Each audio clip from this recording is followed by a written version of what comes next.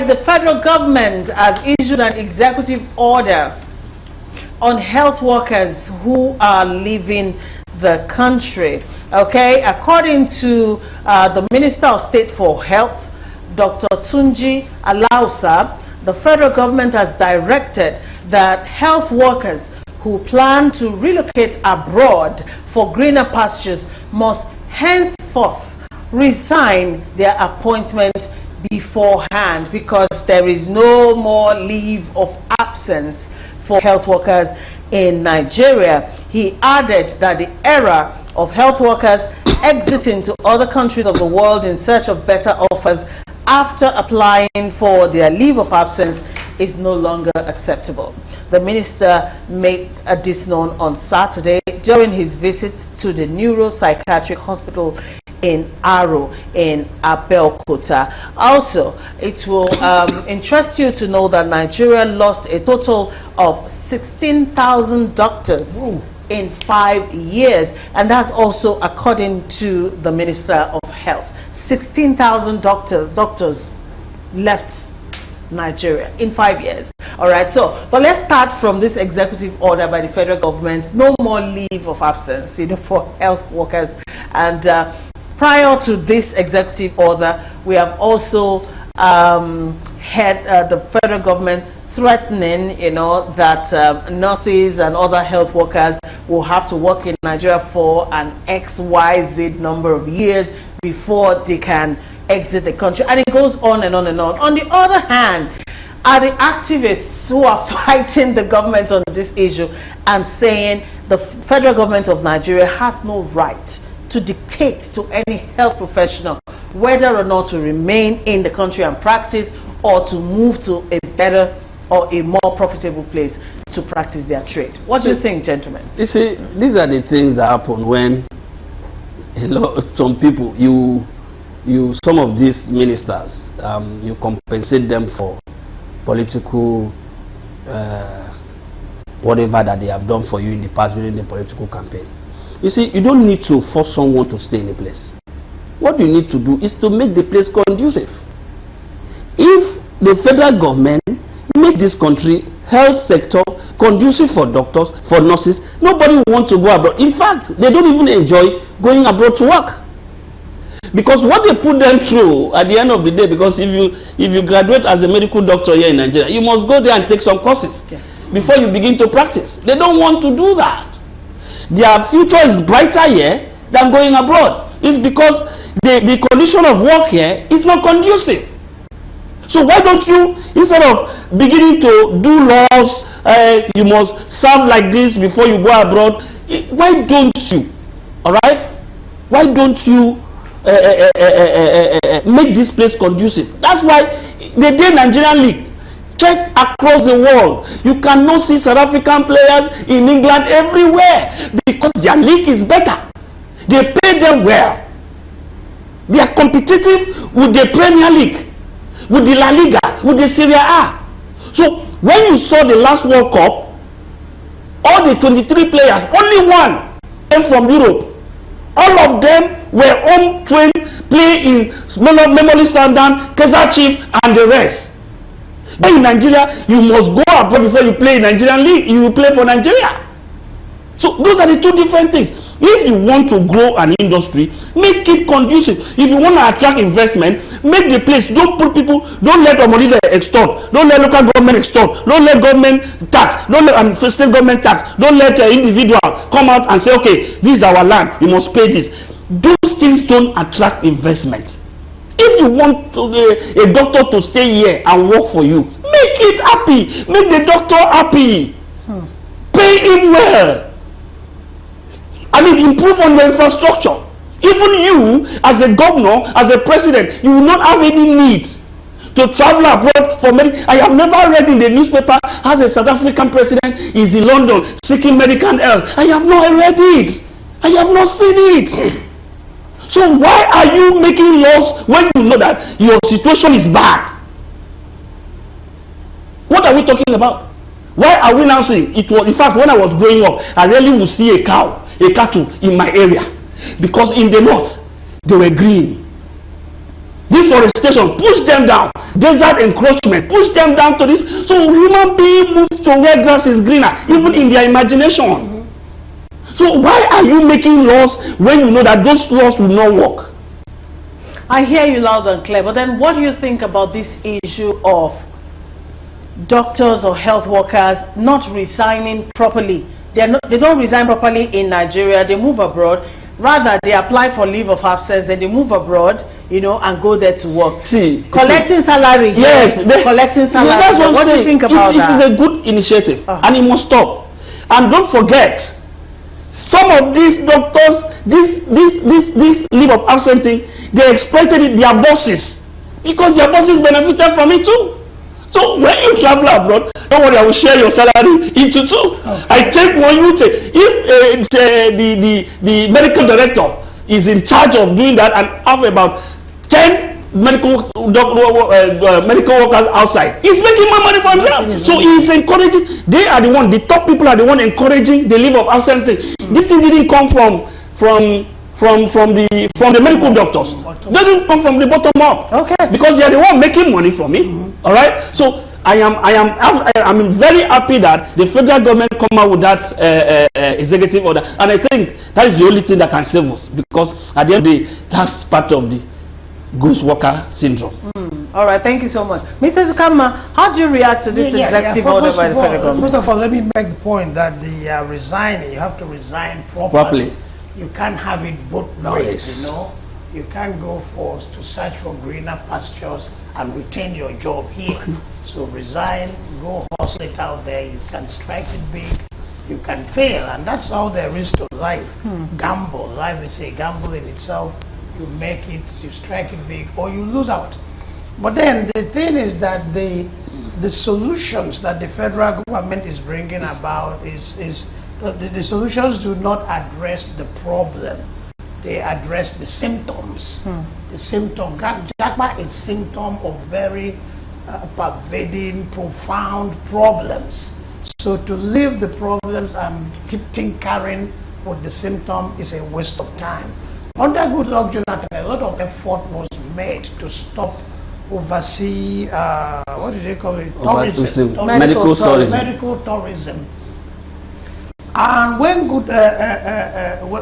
Buhari came, Buhari glamorized medical tourism than any other president. Even at a point, he just went for ear treatment, which I thought didn't send the right message. Very laughable. Yeah, this didn't send the right message. And you have to connect with your people, even if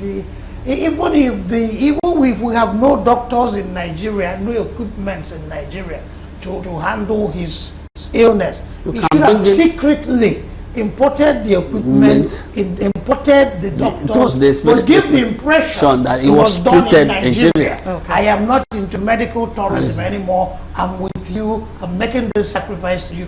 Things like that resonate with the masses, but our leaders do not care. So the man talking about people jackbarring, maybe his children are overseas. He goes overseas for his medical treatment. AU has stated that 15%, I think it's 15% of the budget of African countries will be directed to health. Nigeria is still at about 5%, 6%. We've not gone that far. Although even when we go that far, a lot of the money will dissipate through stealing and corruption. But at least raise the amount of money budgeted for health. And then make the law that Nigerian public officials, government officials, will get treated in Nigeria. Those days, Yakubu Gowon's wife had a child, and it was here in Nigeria. Obabi Asika's wife had a child in Enugu. It was right there in Enugu. So all this Jakpa thing is when the system deteriorated to an extent that it became unmanageable, it became intolerable for the powers that be. So let them do the right thing, fix the economy. Because to live overseas is very hard for a man who has been a big man in Nigeria already. Because in Nigeria, you have a driver, you have a housemaid, you have a houseboy, you have a steward. In your village, you're a big man. Overseas, you're nobody.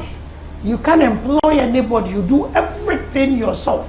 So for those who are hustling, struggling, it's a wonderful place. But if you've tested Nigerian big manism.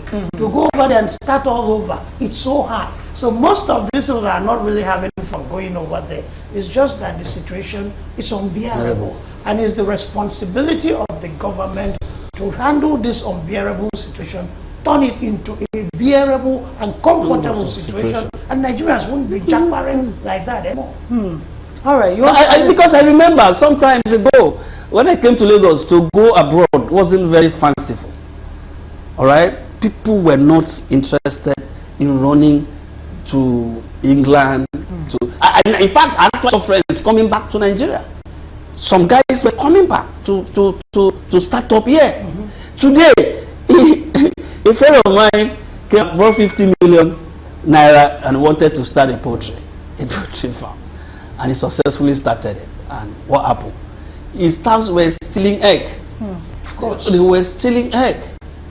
And at the end of the day, the guy now put up the entire factory for sale. Yes. And he has to go back. You see, at the end of the day, we must, as a result of making this country well, begin to do the right thing. All right?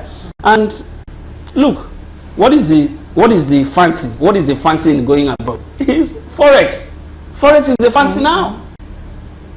You read in the paper online that a very renowned TSPN actor, Femi Branch, is doing Uber in US. He's a cab driver. He's a cab driver in US, and he was respected everywhere he go to. When he was in this country, he was respected. You want to shake his hands. He's a role model. He's a role model to Nigerians when he was here. Today, what happened?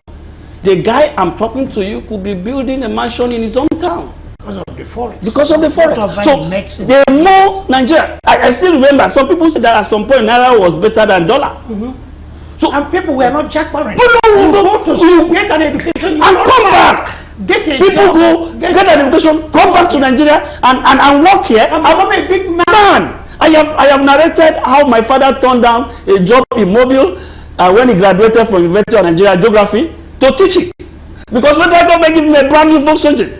And that's why until he died, I keep telling him what you did, it was a very bad decision. you should have you should have taken the mobile job that wasn't giving you a car, that you would have built a mansion, and maybe perhaps all of us would have worked in a mobile with that connection.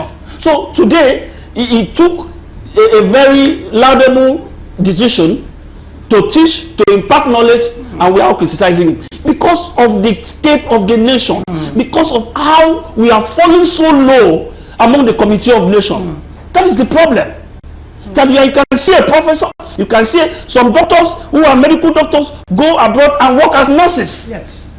It is ridiculous. And if the government understands this, they will not be making laws. What they will be doing is invest in the oil industry and make those places. In fact, somebody told me, my father told me, Ghanaians used to come here for medical, the University of Ibadan. It was one of the best in the They used to come here and see medical health. And I can tell you, the Vice Chancellor of UI cannot rely on that hospital again for his health. Cannot.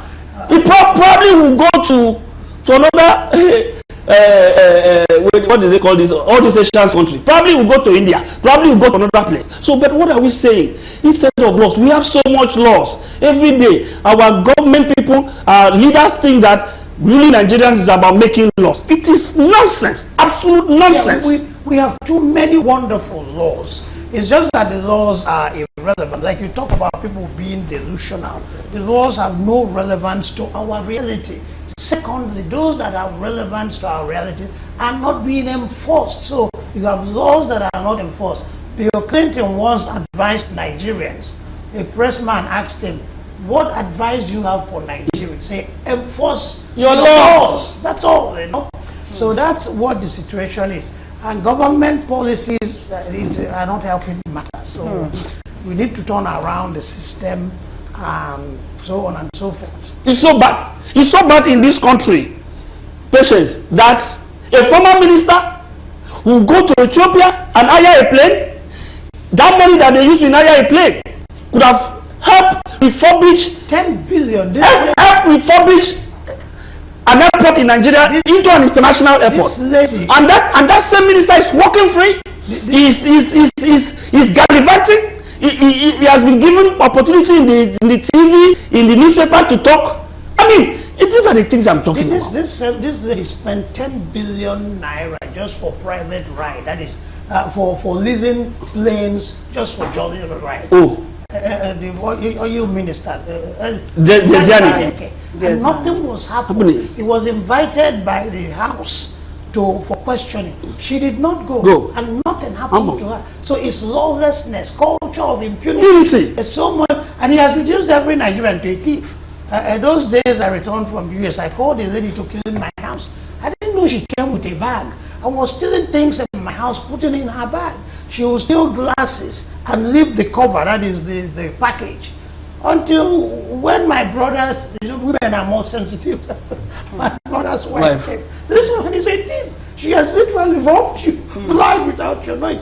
Everybody steals because it became a national culture. It cannot be a national culture. All right. Thank you, gentlemen. So the executive order is on health workers who are planning to leave Nigeria. So you have to resign properly before you migrate to whatever country you want to go to, as against the usual practice of applying for a leave of absence and then going over to another country. In that way, you are getting multiple salaries. You're being paid here, you're being paid over there, which is wrong, really, if you think about it. But then the doctors, on the other hand, have cited